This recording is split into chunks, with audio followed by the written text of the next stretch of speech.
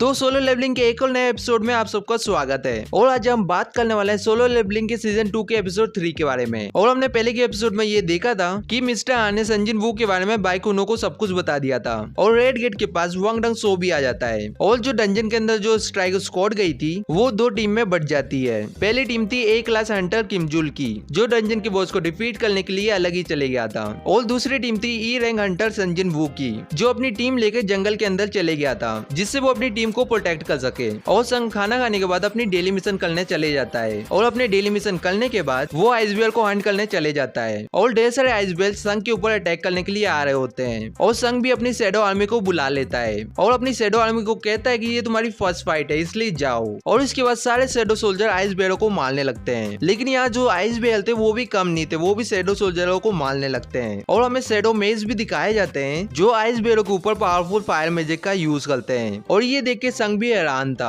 और संग कहता है कि मैंने ये एक्सपेक्ट नहीं किया था कि मेरे शैडो सोल्जर इतने ज्यादा पावरफुल हैं और उनकी रीजनरेशन की एबिलिटी की वजह से वो इमोर्टल जैसे हैं। लेकिन इस चीज की वजह से मेरा माना भी जा रहा है। लेकिन अचानक से उस जगह में आइस बेयर का लीडर आ जाता है और वो संग के शैडो सोल्जरों को इजिली मार रहा होता है। और यहाँ संग का माना भी खत्म हो गया था, इसलिए वो अपने आप को रीजनरेट नहीं कर पा रहे थे। और इसके बाद संग इग्रिस को फाइट करने के लिए भेजता है और इग्रिस अपनी स्वॉर्ड लेके डायरेक्ट उससे फाइट करने के लिए जाता है। और वो आइस बेयर भी एग्रिस के ऊपर अटैक करता है, लेकिन एग्रिस अटैक को डॉज करके अपने ब्लेड से उसमें अटैक कर देता है। और इस अटैक की वजह से उस आइस बेयर का बहुत ज्यादा खून निकलता है। और इसके बाद एग्रिस जंप करके उसके हाथ में स्वॉर्ड को स्टैप कर देता है और उस आइस बेयर के हाथ को पूरा फाड़ देता है। और इसके बाद उसके पीछे जाके उसके पाँव को भी काट देता है और इससे आइस बेयर का बहुत ज्यादा खून निकल रहा होता है। लेकिन तब भी वो आइस बेयर एग्रिस के ऊपर अटैक करने की कोशिश करता है, लेकिन एग्रिस उसका गर्दन ही काट देता है। और ये सब देख के संग ये सोचता है कि पहले एग्रिस ने स्वॉर्ड का यूज किया होता तो मैं जीत ही नहीं पाता उससे, लेकिन मैंने लेवल अप कर लिया है तो शायद हम एक ही लेवल के होंगे अभी। और एग्रिस संग के पास आके झुक जाता है और संग ये सोचता है कि नहीं, एग्रिस अभी भी मुझसे पावरफुल है। और संग एग्रिस को बोलता है कि गुड वर्क, और उस आइस बेयर के लीडर के पास जाके उस आइस बेयर की शैडो को भी एक्सट्रैक्ट कर लेता है। और इसके बाद हमें डंजन के बाहर का सीन दिखाया जाता है और बाइकुनो पूछते हैं कि कितना टाइम हो चुका है। और मिस्टर आन कहते हैं कि सर 3 घंटे हो चुके हैं। और बाइकुनो कहते हैं कि इसका मतलब ये है कि उन्हें डंजन के अंदर 3 दिन हो चुके हैं। और मिस्टर आन कहते हैं कि मैं ये सोच रहा था कि वहाँ कितने लोग जिंदा होंगे। और इसमें बाइकुनो बताते हैं कि जो रेड गेट डंजन है उसका इन्वॉल्वमेंट नॉर्मल को छोड़ के कुछ भी हो सकता है और सबसे पहले कमजोर लोग ही उस जगह में मरेंगे। और किसी तरह से उन्हें इन्वॉल्वमेंट को मैनेज कर लिया तो उन सबको खाना ढूंढना पड़ेगा।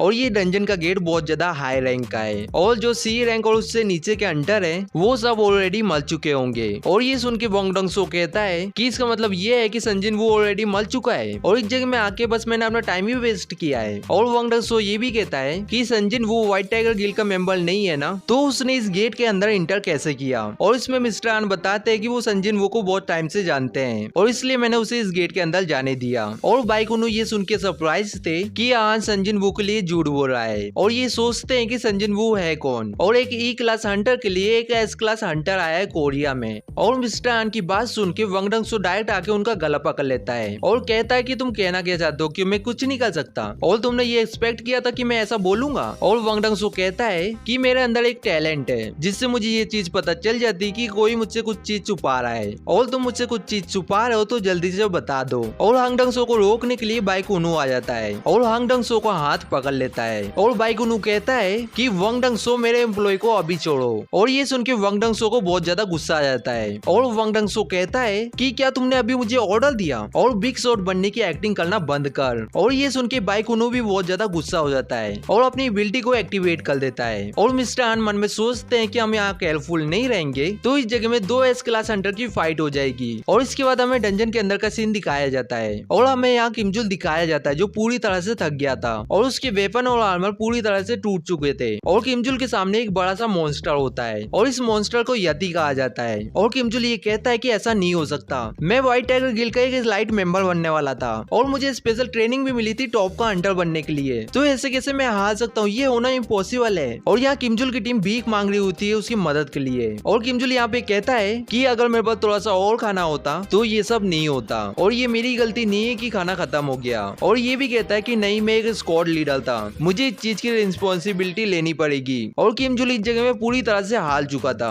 लेकिन किमजुल यहाँ देखता है कि उसकी तरफ आइस स्लेयर्स आ रहे होते हैं और वही एक किमजुल का मेंबर किमजुल से मदद मांग रहा होता है, लेकिन एक आइस एल्फ अपने वेपन जुबान से उसे मार देता है और किम जुल उस आइस एल्फ को इतने पास देख के बहुत ज्यादा डर जाता है और चिल्लाते हुए भागने लगता है और हमें आइस एल्फ का लीडर दिखाया जाता है। और किम जुल जंगल के अंदर जाते हुए ये सोचता है कि इस जगह में इतनी ठंडी नहीं होती तो ऐसा कुछ होता ही नहीं, और कहता है कि हम भूखे नहीं होते तो हम हारते ही नहीं। और किम जुल ये देखता है कि जंगल के अंदर बहुत सारे आइस बेयर मारे पड़े हैं और किम जुल मन में ये सोचता है कि इन सब आइस बेयरों को दूसरी टीम ने मारा है, और फिर कहता है कि ऐसा नहीं हो सकता, वो इतने पावरफुल नहीं है, और कहता है कि इन लोगों को भी आइस स्लेयर्स ने मारा होगा और यही आसपास आइस स्लेयर्स होंगे और मुझे इस जगह से जल्दी निकलना होगा। और इसके बाद हमें डंजन के बाहर का सीन दिखाया जाता है जहाँ बाइकोनो और वांग डंगसो बहुत ज्यादा गुस्से में होते हैं और बाइकोनो और वांग डंगसो एक दूसरे के ऊपर पंच करते हैं और इन दोनों की पावर की वजह से आसपास की जगह डिस्ट्रॉय हो रही होती है। और वांग डंगसो कहता है कि इतना भी बुरा नहीं था, तुमने हम दोनों को रोक दिया। और इसमें वो जिनसू कहता है कि आप दोनों ने लास्ट सेकंड में होल्ड बैक नहीं किया होता तो मेरे दोनों हाथ टूट जाते। और ये चीज भी बताता है कि संजिन वू की रीअवेकनिंग के बारे में सबसे पहले मुझे ही पता था, तो इसलिए मैं 2 मंथ पहले उसके पास गया था